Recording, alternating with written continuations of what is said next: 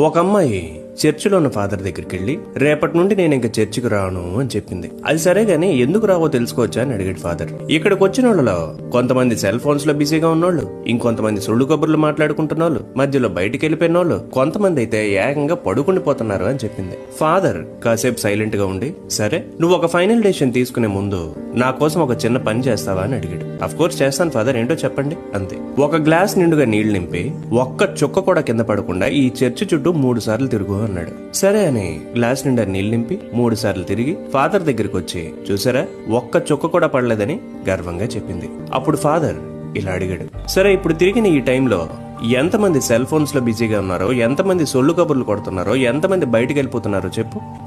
అవన్నీ నాకెలా తెలుస్తాయి? నేను ఈ గ్లాస్ లో ఉన్న నీళ్లు పడిపోకుండా ఉండడమే కదా ఫోకస్డ్ గా ఉన్నా అంటుంది కదా.